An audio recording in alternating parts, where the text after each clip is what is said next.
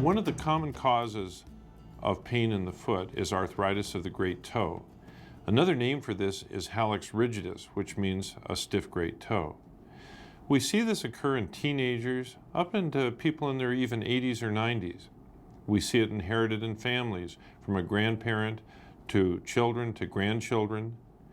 I think that often we don't know the cause of this, although heredity makes a difference, but injury or trauma can be a cause as well. Let's look at a model here. The most common cause that we hear about is trauma to this area. It may be a single episode, but it also can be micro-trauma on a repetitive basis.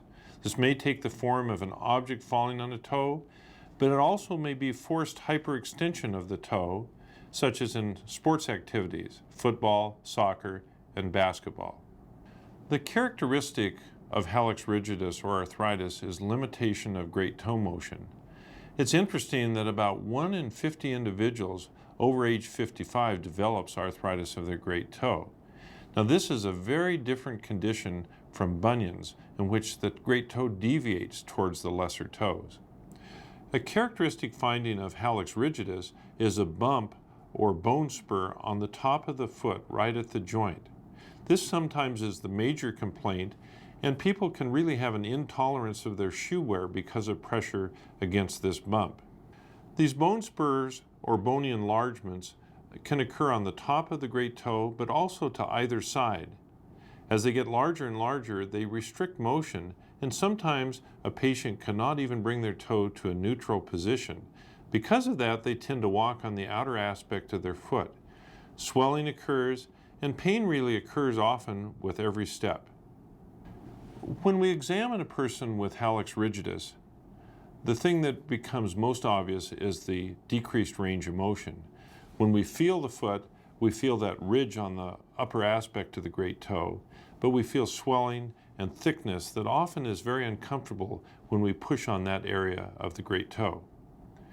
X-rays are very important as well in defining the problem, and they really help us to then understand how severe the problem is and what we can do to bring about successful treatment. Let's look at a couple of X-rays. The common way that we evaluate the great toe is with X-rays. We can see that these are normal X-rays and there's a normal width of the joint space. Keep this in mind as we look at abnormal X-rays with progressive hallux rigidus. This is a particularly severe case of hallux rigidus seen from the side, and what I want you to notice is the large spur on the top of the great toe. It almost looks like candle wax dripping off a candle.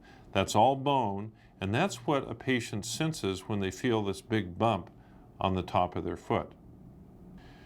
We've developed a grading system of hallux rigidus here in Boise that helps us determine the severity of the disease and also the appropriate treatment. I think it's very useful to look at this because it will help you understand how severe your disease is as well.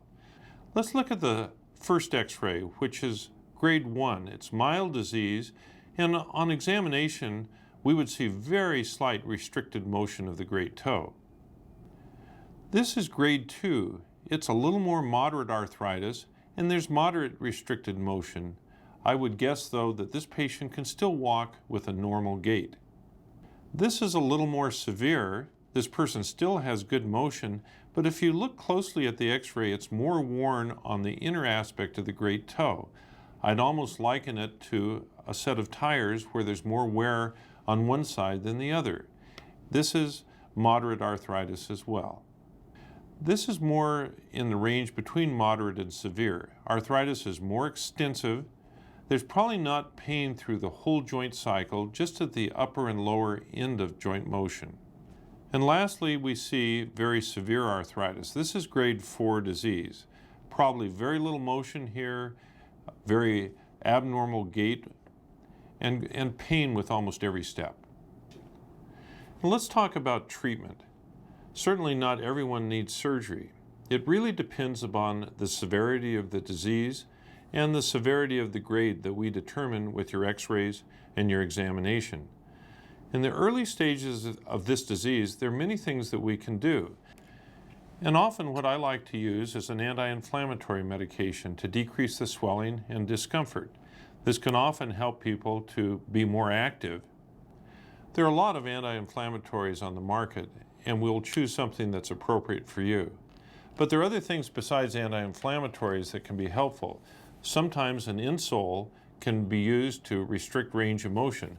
Stiffness in the area of the great toe, right beneath that area, can decrease range of motion and decrease pain. Likewise, taping of the great toe can sometimes allow an athlete to continue to be active. Also, using a specific shoe that has a stiffer insole, such as an extended shank, which can be applied by a shoe repair shop or cobbler shop, can help you to remain active with your sports activities of choice. And on occasion, the interarticular injection of corticosteroids into the great toe joint may relieve pain. This is not done commonly, but is an alternative on a rare basis. The decision on surgical treatment really depends upon the severity of the disease process, the grading that we apply to the joint, and the amount of pain that someone has. When we have, say, a grade 2 or a grade 3 hallux rigidus, a joint cleanout may be the choice for us to restore motion and relieve pain. Let's look at the diagram. The shaded area is the region of bone that we often remove to restore or maintain motion. In this next x-ray, we see the red lines that show the magnitude of bone that we remove. Often we remove about 25 to 30% of the bone on the top of the metatarsal head. That allows us to achieve more motion. A joint cleanout procedure usually allows for improved motion and removes the bony prominence that is uncomfortable not only with shoe wear but with walking. By doing the joint cleanout, usually 40 to 50 degrees of motion can routinely be achieved. We see that a preoperative photograph from the side of this great toe demonstrates that there's only about 20 degrees of upward motion. Following the cleanout, we can see again right after the procedure is done that we now have probably 60 degrees of motion. A joint cleanout does not change the amount of disease that's present. It certainly removes the spurs and allows a person to maintain or increase motion and usually reduces pain, but it does not change the amount of wear that's there. I liken this disease again to the tires on a car. You can change the alignment, you can rotate the tires, but you don't really change the wear on the tires. In 2004, we followed up on a 20-year period of time in which we did a joint cleanout procedure, and we found these patients did very, very well. They maintained their motion and very few came back to further surgery, but we did not again influence the cause of their arthritis, and indeed they still had a worn out joint on x-ray, but they actually performed well with sports activities and activities of daily living. Let's look at a model so that we can really try to identify what hallux rigidus is all about. When we look at a close-up of this model, we see that the red area is the worn out area, whereas the blue area is normal cartilage. I really think that the joint mechanics change as hallux rigidus becomes more severe. Instead of the normal motion of sliding back and forth, you tend to hinge a little bit. Let's look at a more severe case of hallux rigidus. Now we see what you may have, which is a large buildup of bone on the upper aspect of the metatarsal head. Now when the toe tries to move, it blocks at this point, and that's what causes the pain. There's a huge ridge here, and this is what we need to remove from one side to the other. And this last model shows the white area here is where we've removed that ridge, about 25 to 30% of the metatarsal head. And as you can see now, the blue area is the normal cartilage, which we've tried to preserve. For more severe disease, that is when the joint is a grade 4, there's very little motion, there's pain almost with all aspects of movement of the joint, and usually the gait cycle is very abnormal. We sometimes will recommend a fusion or arthrodesis of the joint. In this x-ray, we'll see that the joint is really obliterated. There's really no cartilage left. The choice then is to do a fusion. A fusion can be accomplished in many different ways, with pins or with screws. We like to use a plate on the top of the foot. It's very low profile and doesn't seem to bother people. After a fusion, people actually walk quite well. They just tend to pick their foot up a little earlier.